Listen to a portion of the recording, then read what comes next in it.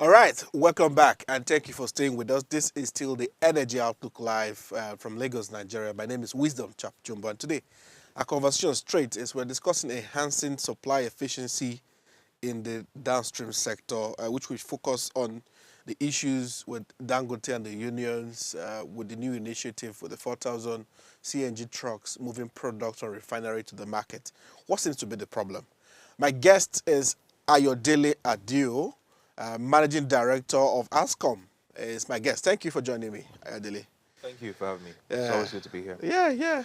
I mean, you're my second guest to return on the show. So There should be an award for that, I I guess. mean, we should prepare a plaque one of these days. But it seems like a follow-up conversation on what we had earlier. The issues have gotten very critical. And the unions are not taking it any easy on Dangote. But first, I would like you to break it down for us. Dangote petrol distribution down to the filling stations from the refinery. This initiative, will it really absorb risks and costs for retailers? Is that the focus, or he just wants to take over the market?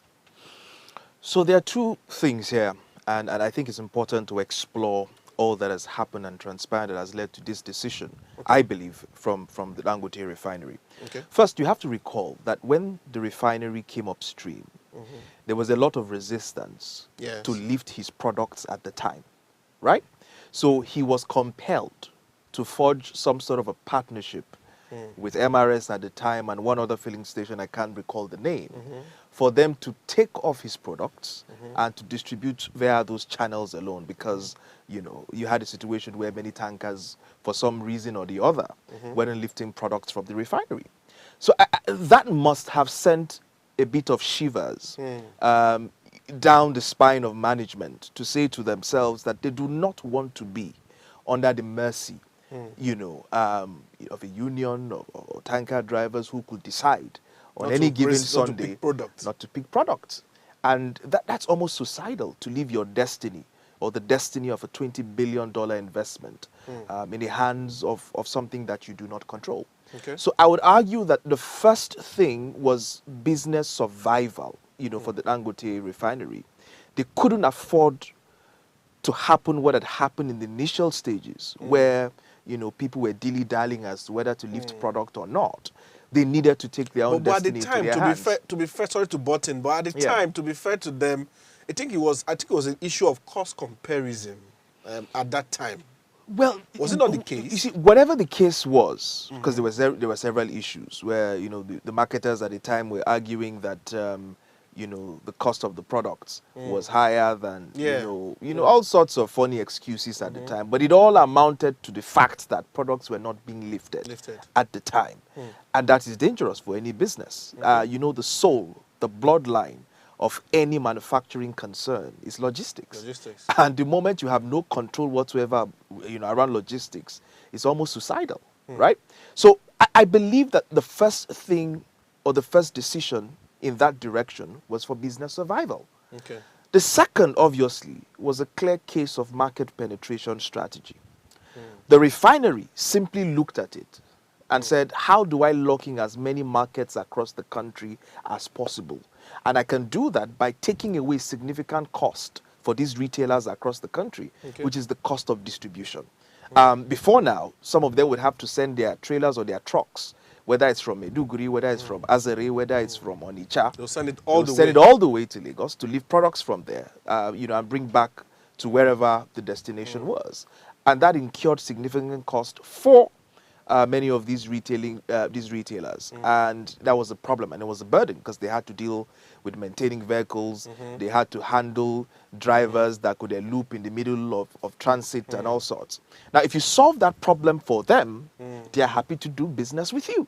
So, from a market penetration point of view, it was a brilliant strategy for the refinery to take away the burden of carrying and lifting products back and forth from Lagos for these retailers, and deliver it to them at zero cost.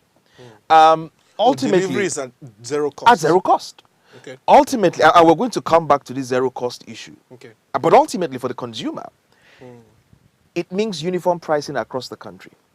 So that means, to a very large extent, that, petrol is cheaper in Lagos than it is in Talata Mafara, somewhere in Zamfara. Yes. Now, if you look at the average income of the Lagosian compared to the average income of the person in Zamfara, you will see that the cost of petrol is putting a higher burden on the people living in Zamfara than the people living in Lagos. Even don't even go fast. If in River State, where I'm from, Exactly. I'm from a place called So- Bonny Local Government. Yeah. It's a riverine community. We go by boats from mainland Port Harcourt. Yeah. So by the time they move product from Port Harcourt main city down to my local government, the price has gone up with additional like 200 naira, Exactly. or 300 naira. And you can imagine that if you check the average income of the people in that community, Yes. in average terms, it's lower than what you have in Port Harcourt City.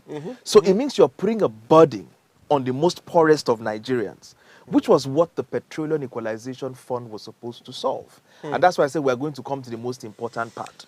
Okay. Now, let me hold you there first now. From what you have said, now the issue this week is that DAPMAN, which is the Depot and Petroleum Product Marketers Association of Nigeria, and NUPENG, a Nigerian Union of Petroleum and Natural Gas Workers. I'm trying to spell them because Yes. so that people can understand when Yeah. we begin to use them. Both of these unions seem not to be happy with what Dangote is doing.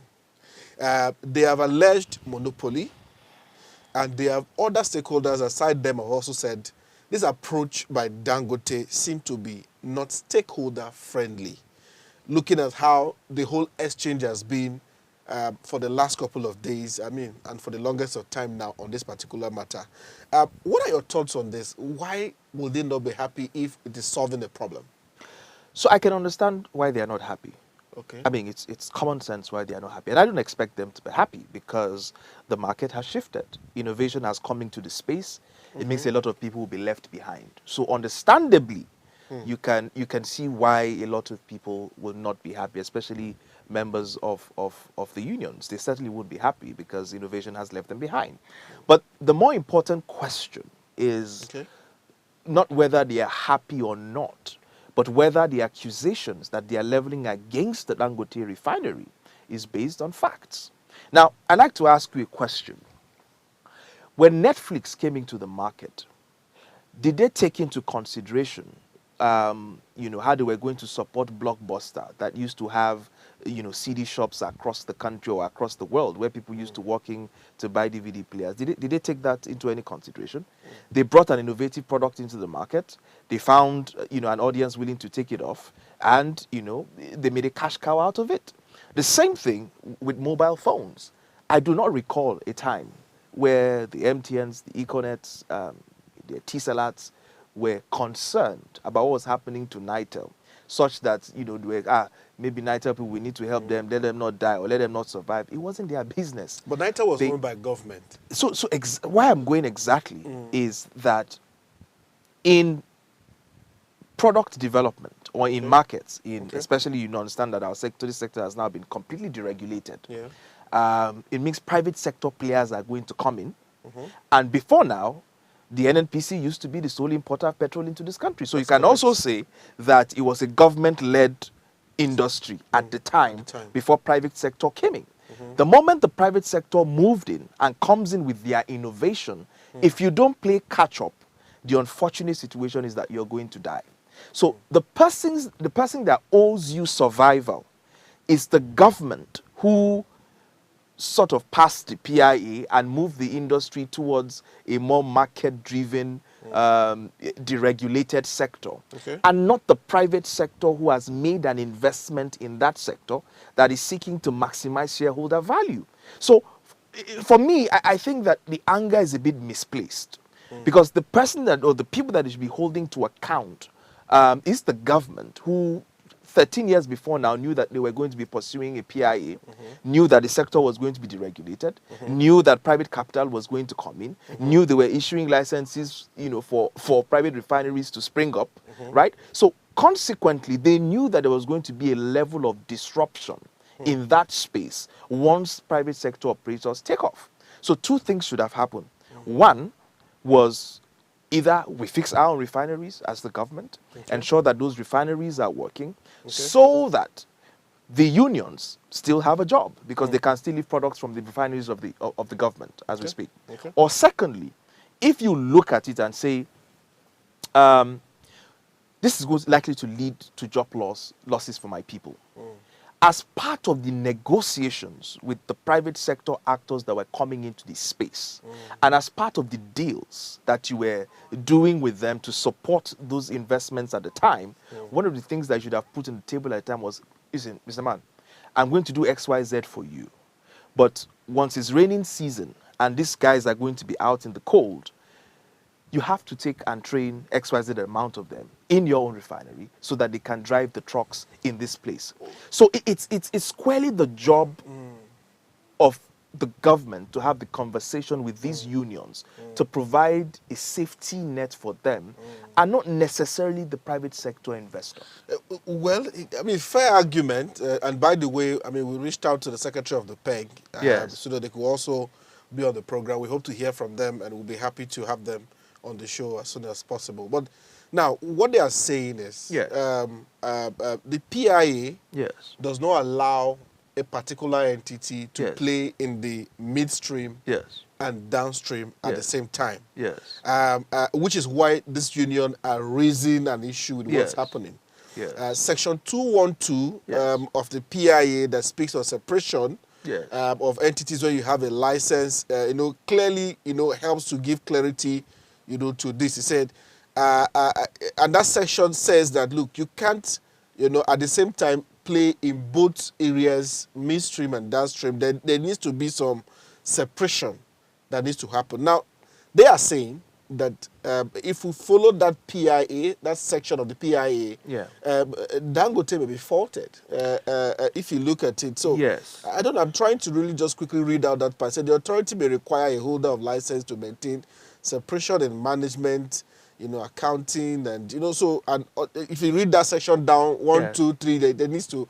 So, is this a legal issue here? I don't see a legal issue here, and perhaps you want to also explain to your audience the difference between downstream and upstream, so that they are clear as the argument You we're making. can go on to do that. Now, the argument that they are making purportedly is that he cannot be in the business of running a refinery and Yes. distributing products from that At the same refinery, time. and that means he'll be playing both. He'll be playing in a space that could lead to a monopoly, or to a very Yes. large extent, and Yes. an oligopoly. Yes. Now, that argument is very weak. If Dangote was running petrol stations across the country, then you would make that argument that he shouldn't be running petrol stations at the same time running a refinery. So that would be two completely distinct playing fields. But when you bring 4,000 trucks, So again, right? I want us to first establish, Okay. and we'll come to the truck issue, Okay. that he's still, as long as he's not in retail, right? meaning as long as it does not own a Dangote filling station. So he's Okay. not in retail.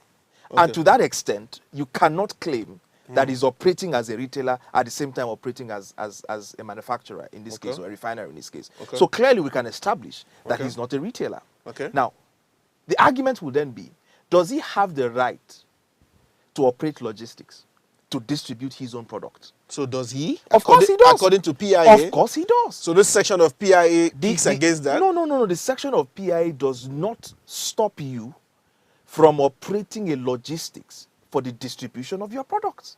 Okay. Right? What it deters you from, and in fact, it deters you to the extent of free competition, not that it necessarily deters you from doing it. Okay. It deters you in the spirit of free competition, Okay. not to operate petrol stations across the country.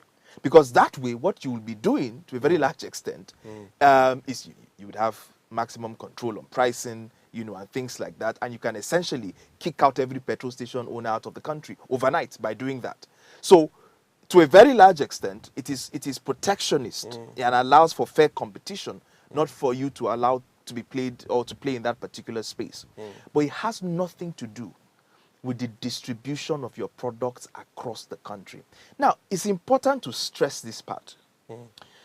Many years ago, the federal government tried to solve the problem of distribution And they used the Petroleum Equalization Fund to do that. And their aim was so that prices could be uniform across the country. So what did they do? They were paying marketers. These same marketers that have an God issue bless you. These same marketers. Okay. You submit your file and say that you distributed to Kano and Kaduna. This is the difference. Pay me. So what happened, and according to a report, there are 3 reports to this. There's a report by the Business Day in 2020 or 2021 that clearly stipulated that 948 billion that year was wasted in the Petroleum Equalization Fund.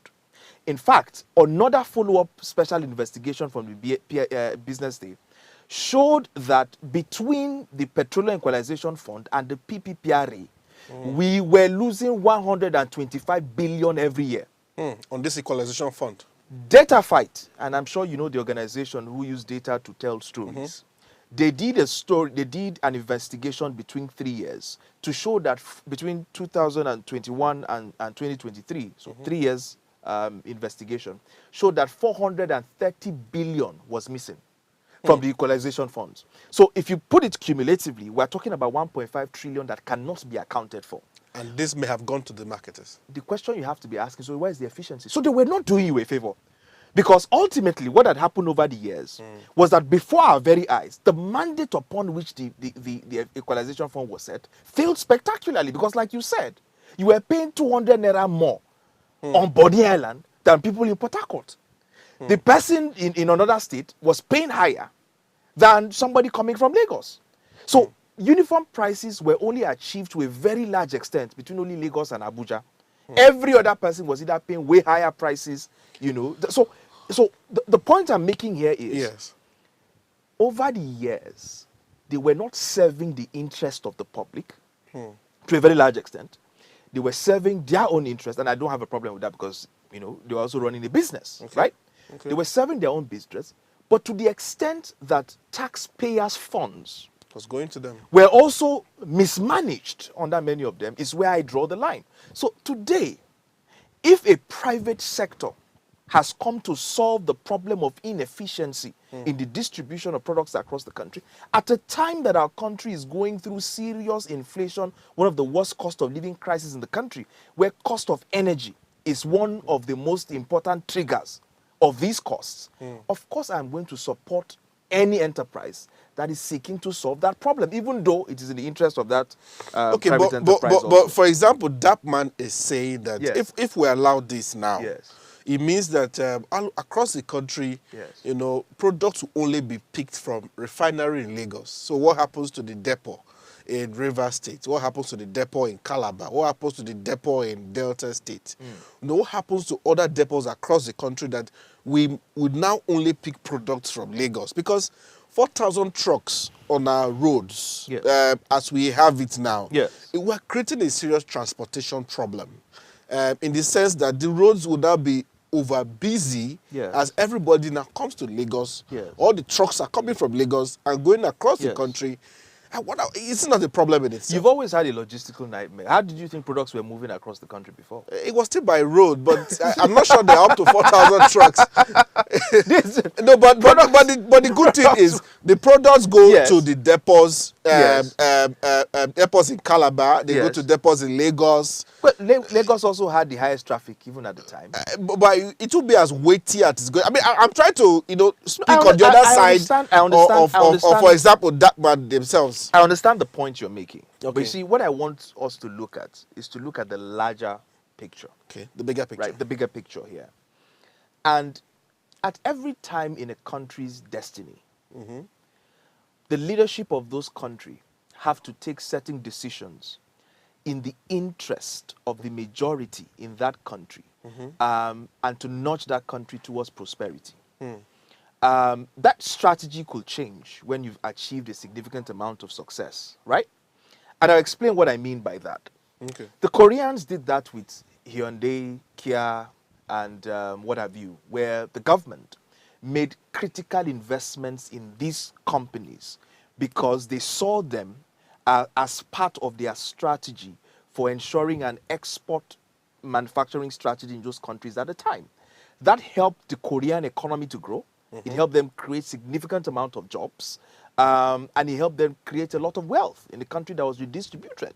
As we speak today, these companies no longer have the leverage that they used to in the 80s, in the late 70s and in the 80s, coming into the 90s, because they had fulfilled the purpose that they were set up to do at the time. The same thing is what we are facing as a country today. I tell you, my brother, if not for the fact that there is a Dangote refinery in the country today, your currency crisis would have flung you to a point where you would have been in the stage where the Indonesians were in 1997 when they experienced the Asian currency crisis. One of the principal reasons that you have achieved stability fast is largely because you had a refinery that has cut significantly the amount of petrol imports that you need. It is also driving significant amount of exports, bringing in droves of foreign exchange into the economy.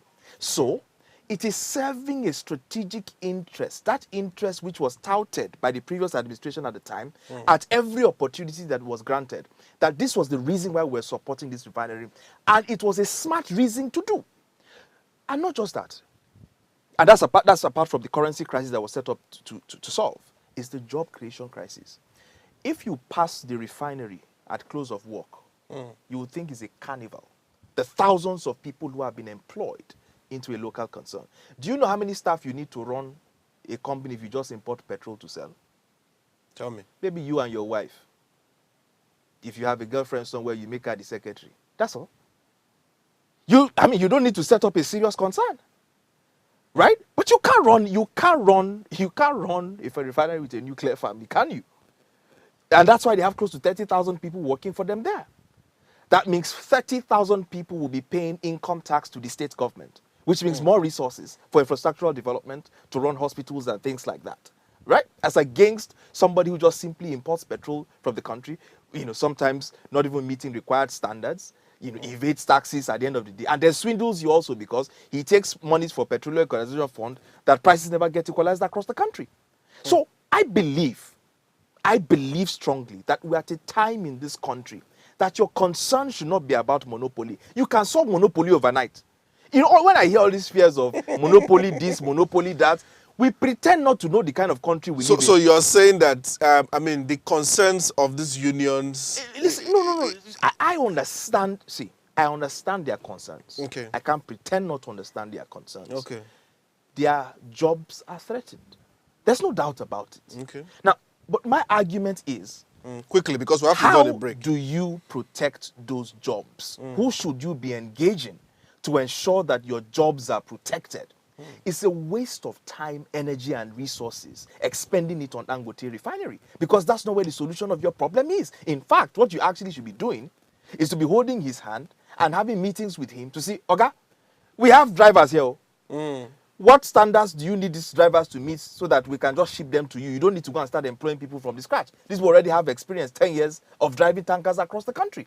Wouldn't you be happier to hire somebody who already has the experience? So what they should be doing is a level of engagement while holding the government to account to say, what is the midwife process? What's the transition process for these people who are largely going to be thrown into the cold? Because of this you're very passionate about this. So if I let you go, we will not go today. But there's a lot of questions I still need to ask you. We'll go on a quick break. Let's just take a breather. When we are back, I have a few more questions for Mr. Odele, and of course on this same issue. Stay with me. Don't go. We'll be right back.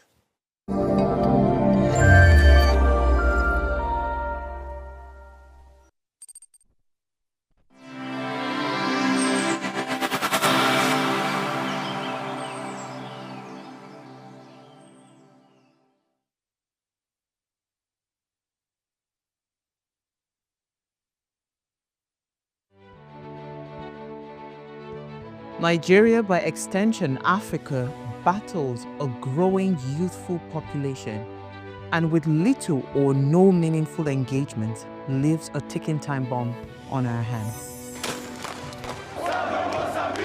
We are a blessed continent with great wealth, both in people and material. Our focus on ways remains driving conversations that affects us all. Topics in the news, social concerns, politics, leadership, governance, empowerment, resource management, conflict management, finance, SME sustainability, technological innovation, food security, health, education, brain drain, our well-being, citizenship, and much more. Our goal is to continuously drive these conversations, keep them burning at the table to effect a positive change, both for our nation and continent. Ways, what are you saying, has a secret ingredient that completes the conversation every single episode, and that ingredient is you. Our past conversations shaped our yesterday. To shape our tomorrow, we must keep talking. So, I want to hear you. Be a part of our live conversations Mondays through Fridays. And let's all have our say.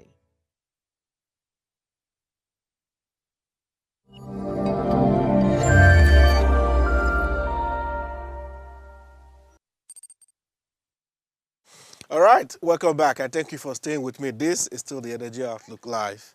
All right, Mr. Odele, we'll get back to the conversation real quick as we have some few minutes before we wrap up. So we understand that the refinery, in fact, that no refinery in Europe is at the moment bigger than Dangote. Aren't you proud? And most of them now work under capacity because Nigeria imports less petrol. Is this a fact? This is a fact. And secondly, do we know what is our consumption as of today as a country? This is a fact. Again, it goes back to the argument I was making before we went on break. Yeah. There were several refineries set up to exploit the Nigerian people. A process that was sabotaging our economy. Let's even forget the health challenges and the rest. And I think on the last time I was on this show, I told you one of the reasons a major German company pulled out of the Nigerian market instead of setting up its manufacturing plant here was the quality of the petrol used in our country. The report is an open secret, right? Let's even not talk about the pollution and the health implication of the poor quality of petrol that's been imported in this country over the years. Let's not just stick into the economic impact this has had. The weight it had on our foreign exchange, the currency crisis that has led us into over the years. So the fact that we're able to do something that affects the European market, I think is a thing of pride for every Nigerian. To say that we have one of the biggest refineries in the world today, and we can refine our own petrol, and even refine for people who want to from anywhere in the world, I think should be a thing of pride, for every Nigerian. And that's why it's on that principle that I believe that this refinery needs all the support that it needs to get because it's a thing of pride for our country. Now, to the second part that you aptly highlighted, you see, I don't know how to say it. I don't want to sound insensitive, right? But economics is about choices, and it's about trade-off. There's no decision that you make. There's no economic decision that you make that you're not going to have people that are left behind. Okay. But what you do to carry the people left behind is what makes the difference. So what are we doing now? So that is now the fundamental question. That there are going to be people who will be left behind, definitely. Again, it just occurred to me that when you talked about the 4,000 CNG trucks that were going to be put on the way, and the fact that it was smart that it wasn't even fossil fuel, so it's good for the environment and things like that. Do you know that if the government had actually even sat with Dangote and said, we'll give you the rail lines, right? We'll give you the rail lines. Develop the rail lines so you can move cargo from Lagos down. So the rail from here and the rail that goes through the southeast, through Port Harcourt down to Maiduguri.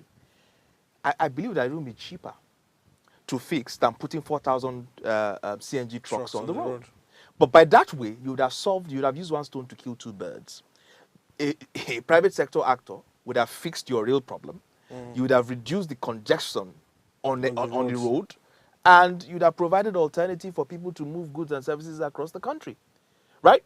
But because we are so short-termist in our thinking, Because we're not seeing things from the helicopter view, you have, you think Dangote wants to import, you think in his plan, he ever envisaged that he was going to import 4,000 trucks?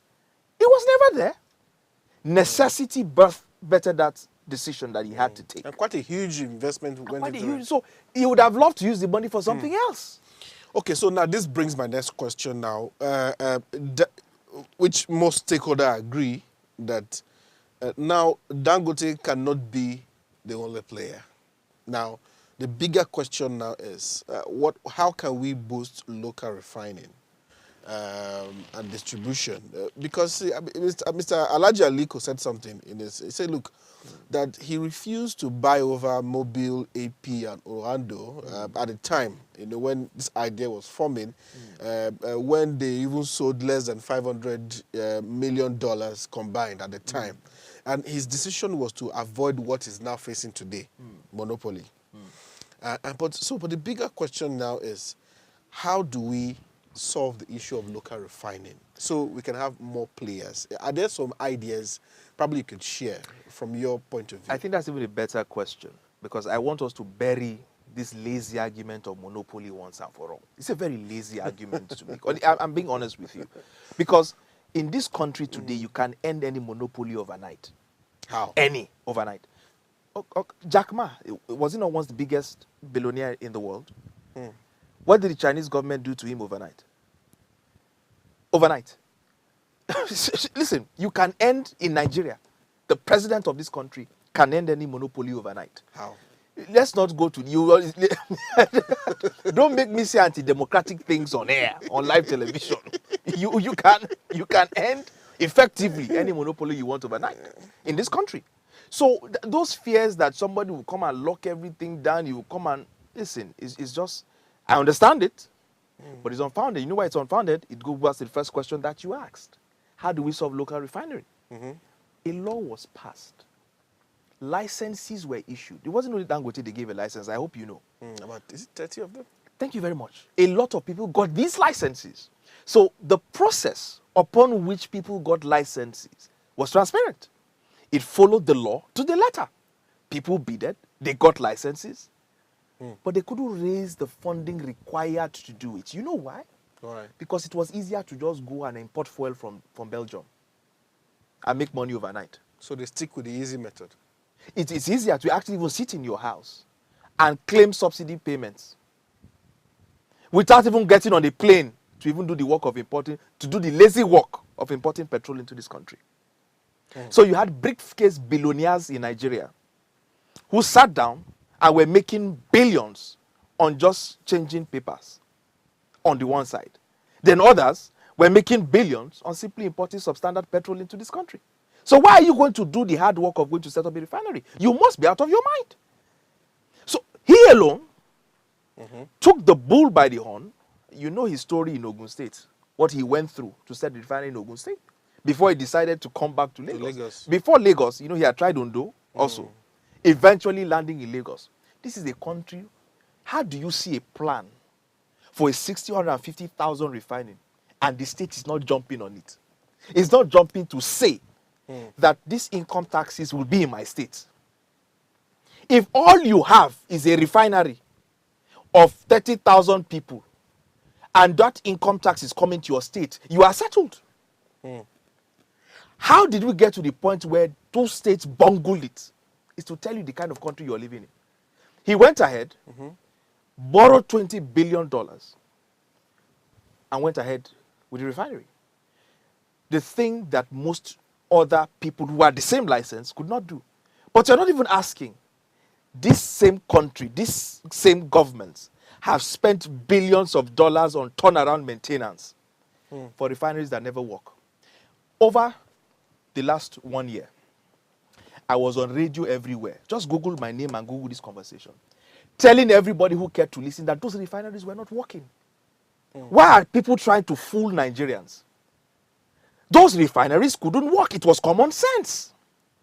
So we've gone round again. They've launched it, that refineries are working.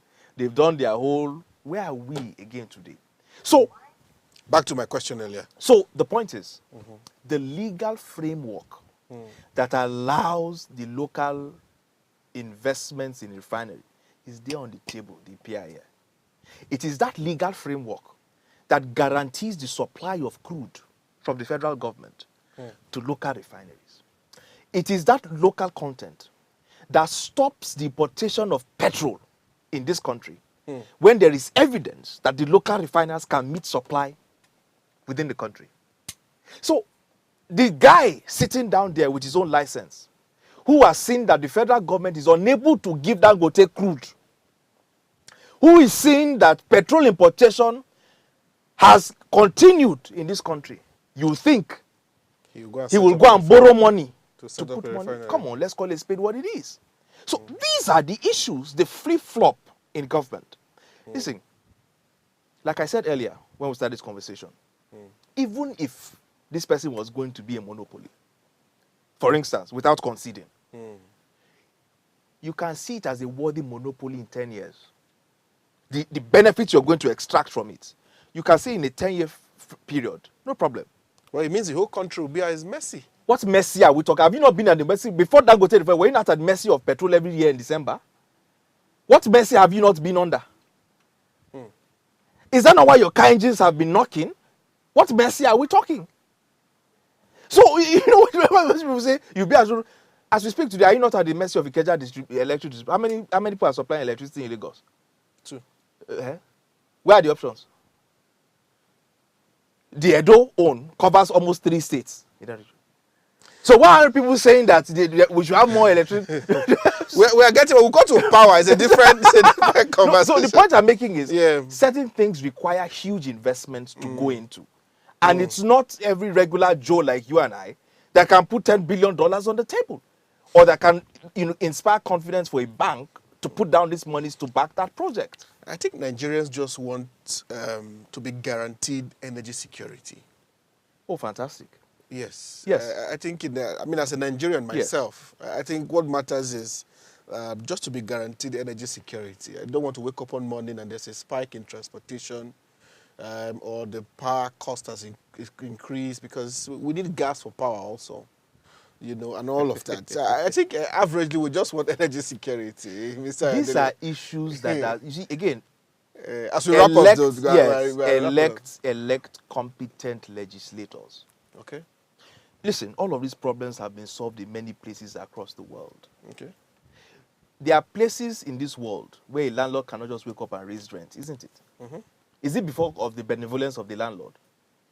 It is the legislative framework governing housing in that country. So you're saying the PIA is perfect for us? I know there's no document that is perfect. Okay, the PIA, we should just live up to it. And you can live up to that PIA. It solves a lot of your problems. Okay. Whether it's competition problems, whether it's the fear of monopoly, it solves many of those problems. And like I said, it's a working document. If you see things that you never anticipated and say this place is good, you bring it in and say that, listen, you can't just wake up. You have to demonstrate evidence that informs this harsh increase of pricing, for instance, before you can pass it on to the market. This country has, you heard when telcos were complaining that for 10 years they could not raise prices of their tariffs, that they were already strangulating, they were making losses and all of that, that the NCC stopped them from raising prices. Is it not in this country? As big as the MTNs are, why couldn't they raise prices? Was it because there was a regulator? So we suddenly believe that the regulator will be ineffective when it comes to the petroleum sector? No. As long as there are strong legal frameworks guiding the sector, there will be expected outcomes that I think we can achieve, as long as in the larger interest. So just to ask you now, as we wrap up, we're already out of time. With the cost of what PMS is now, with what Dangote has introduced, what are your predictions for December? Which of course is the busy period, everybody's traveling. Do you predict a time where the PMS will come down to, let's say, 500? I've said that's a bit of wishful thinking. It won't come down to 500. Okay. You're going to have 20 naira difference here or there, 15 naira removed, 16 naira removed. That's what you're going to be having. Okay. Because the biggest drivers of the pricing of the product is one, the price of crude internationally, and two, for us, in our own case, is the strength of our currency. Okay. So if the naira gains against the dollar All right. significantly and crude comes down, you'll see price of petrol also come down. All right. Thank you so much. Mr. Adele Adio, Managing Director, ASCOM. Thank you. So always a delight to have him on the program, as he's very passionate about this topic. And I mean, we can go on and on for another hour, but we're out of time. We have to go. This is all we have for you on the show. If you miss other episodes from last week and previous weeks, you can quickly catch that on our YouTube channel at Official Upgrade TV. And we hope you enjoyed this conversation. We'll try to break things down for you. My name is Wisdom Chap Jumbo. Same station, same time next week. Don't miss it. Another powerful conversation on the energy sector. See you.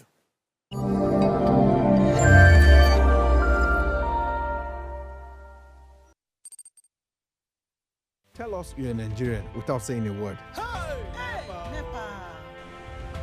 Energy security is one of the most pressing issues for many developing countries like Nigeria. And if there's going to be any meaningful progress, addressing our energy issues is non-negotiable. I need to see light for my house. Make them do something. Band A is expensive. I literally have to turn off all my appliances just to reduce costs. We need light. Introducing the Energy Outlook, your go-to show for everything energy. Every week, we'll bring you the latest insights, innovation, and in-depth analysis of Nigeria's energy sector. From policy discussions to regulatory insights, we'll analyze the key decisions influencing growth and sustainability in the energy sector. We'll bring you the human stories behind the headlines, giving you a personal perspective on the broader energy challenges. Join me every Friday at 6 p.m. for the Energy Outlook, your guide to the future of energy, where energy means business.